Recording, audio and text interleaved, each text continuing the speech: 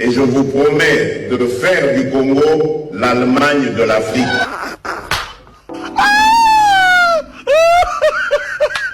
Nazui moko ya Congo na oyo ekozwa solution ya bana Congo.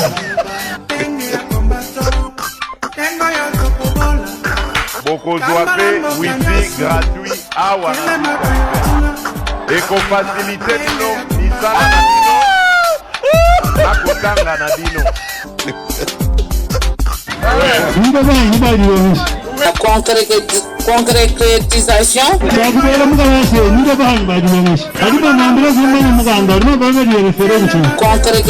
Concrétisation.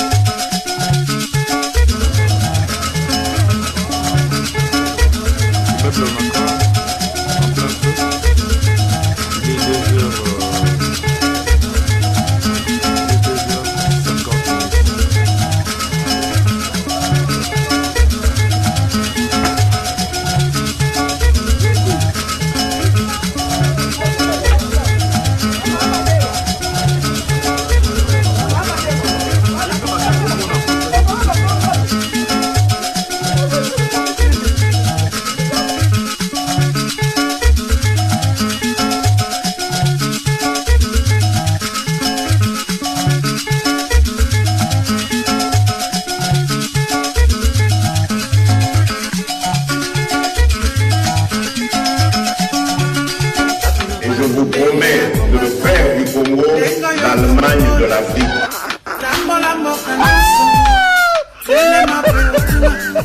Nazui moko ya Congo na oyo ekozwa solution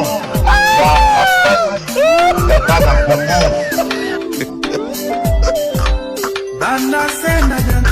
Bokozwa pe wifi gratuit awa na ekofacilite bino misala na bino nakotanga na bino.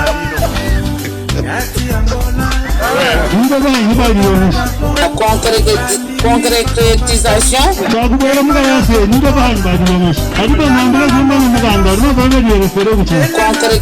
Concrétisation. Et pourtant les faits sont là. Mokala Ikemba Gérard, 31 ans révolu, aurait poignardé son épouse la nuit du samedi 26 au dimanche 28 mai. C'est le Tchikiki. Ce présumé meurtrier a été présenté à la bourgmestre de la commune de Zilala, Françoise Mangweji, en présence de son adjoint Michel Katoumboué.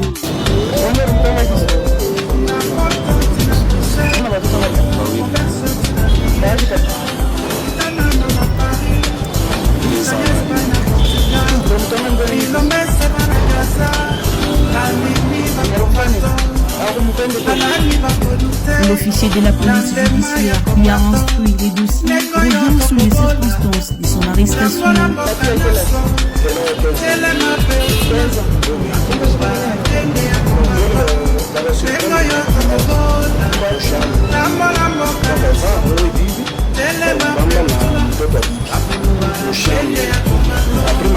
Nous saluons notre héros national, Armand Kingoulou, depuis le village Bombilé, le commandant, le maréchal Lincoln.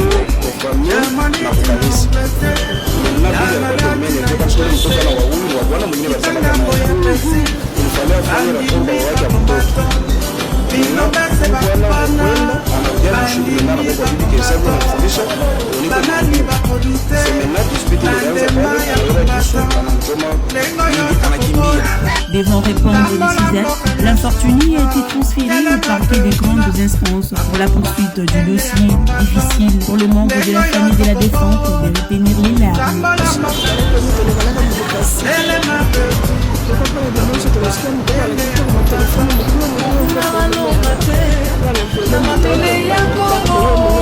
Esengeli koya tosabala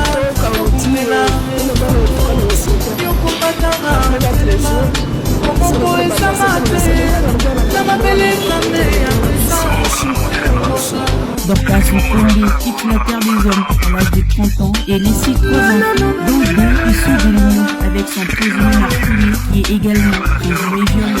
Et il y a marche, il y a opposition où ils allaient prévu le samedi. À la fois marche, il y a eu des PSP et Bima parce que vous avez la PSP en union sur l'autorisation. Le groupe est fini parce que le président zambien a aussi moto. La déclaration de l'autre Sala, pour le Barakel, pour l'Andanana, pour les Bachi, pour le Massan, pour les Apoumon, la Télématique, alors il y a parce que le gouvernement congolais est jamais contacté. Mais curiosité n'a pas ça pour tout n'a pas. Pourquoi malgré le fait que le gouvernement congolais est contacté, mais Massan est contacté? N'est-ce pas parce que l'élo dans le droit international, il y a pas faire, il est possible que le gouvernement a cocaté signer un contrat dans un particulier pour évoluer légalement dans le Songolo Parana. Toujours exemple, par exemple, il y a un contrat chinois, ou un contrat chinois, mais il y a un gouvernement chinois qui a signé un contrat et ça a été la société à Chine, la société privée qui a signé la RDC. Il y a un RDC qui peut signer dans la société pour fonctionner légalement dans le pays. Mais s'il y a tout le contrat, ce qui est sur le gouvernement congolais et contactera la privé, mais si on a posé problème de Massango et Kotara, question la zone tourna. Est-ce que le fait que pénurie ou en absence de Massango et Salemi, exact parce que finalement le gouvernement zambien a cause qui m'a dit ma politique dans le cadre de qu'on a bloqué le pays du secteur. Tant que la relation le président zambien Hassan Aouna beaucoup de candidats Moïse Katumbi ou Bakusu va reprocher à pays par rapport à beaucoup d'Italie Zambie à Kokotate. Est-ce que la déclaration du président ou la Sali Awana ou qui marche à l'opposition Isali prévu exactement pour la paix ça m'a pas pour l'opposition? Est-ce que Bissou la Congolais tout le petit kaka pour importer Massam pour importer Orange pour importer Biloko Nyoso alors que tout ça dans ma pays est très fertile. Tout ça dans l'espace où il y a une amitié. Bazamba Isali et Belém Boule Betaka Boule Silakate humiliation le peuple à Polo. Zambi beaucoup de Isali et ça dit sur Rwanda. Est-ce que vous comprenez que Isali parce que Togo Sani m'a payé Donani Karaba minéré ministre de l'agriculture pour ça nous avons ça les animaux. Pour le mettre la vision de Gonzalo Kezalaki, franchement, il y a Milanga sur la minéré. Il est que nous avons empêché le ministre de l'eau pour ça. Est-ce que va débuter par vous interpeller le ministre qui n'a pas posé à vous? Mbongo Kangano, vous pouvez Kezalaki. Mbongo va dire au Sosutenaki, il y a que finalement Congo pendant l'ONU. Mbongo Kangano. Il dit moi, Congo va atteindre Naïbia. Nous devons juger parce que le premier ministre de la comptable de l'action, le premier comptable de l'action au gouvernement, c'est que le premier ministre nous sommes en train de après qu'il y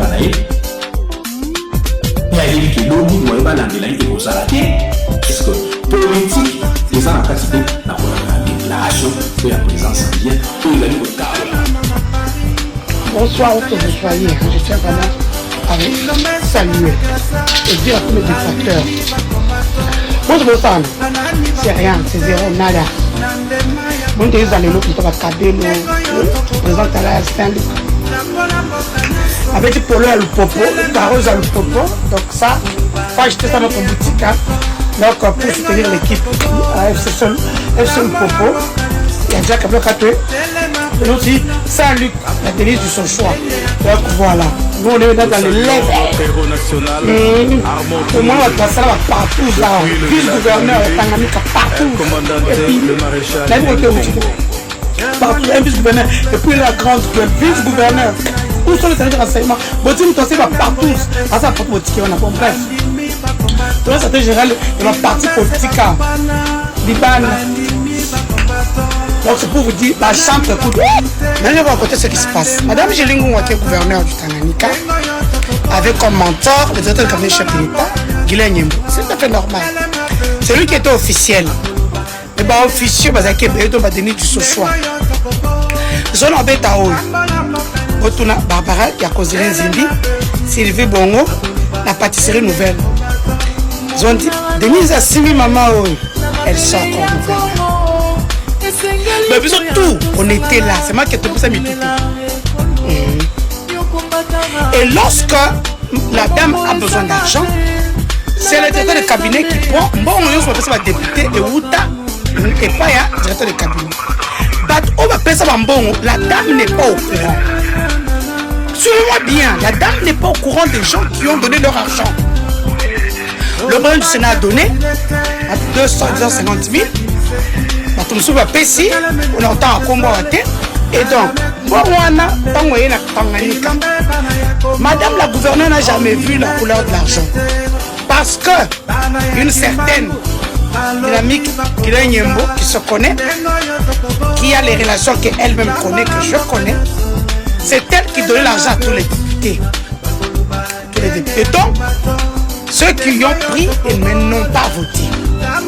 Madame sort. La province a des graves problèmes. Elle explique à son mentor que je ne peux pas donner ça, parce que j'ai des difficultés. Le mentor ne veut rien assimiler. À ce moment-là, l'entreprise gèle Sozo Boyo, comme on va chinois, Oyo, et ça en collaboration avec le président du Sénat. Polémique au moment où le gouverneur, le président du Sénat, le chinois, voilà, donc a préféré les Chinois que madame la gouverneure n'a pas. Donc voilà à cause de tout ça, va s'engager.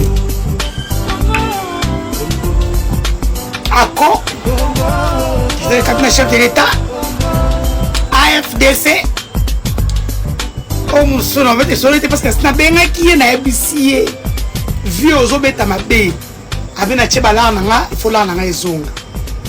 Voilà. Si le président dit qu'on touche pas au lithium, demandez-nous qui fait le gouverneur en ce moment-là. Pour l'IEMBO, il y a V7. Cette entreprise, on a à Kabimba, on fout à la taxe, ça c'est sûr et certain, on a ciment na moins de $10. Ça c'est acquis, vous pouvez tout faire, c'est acquis. Donc voilà, union sacrée, chacun vient avec son agenda. Beaucoup de bien. Vous êtes pas combattante.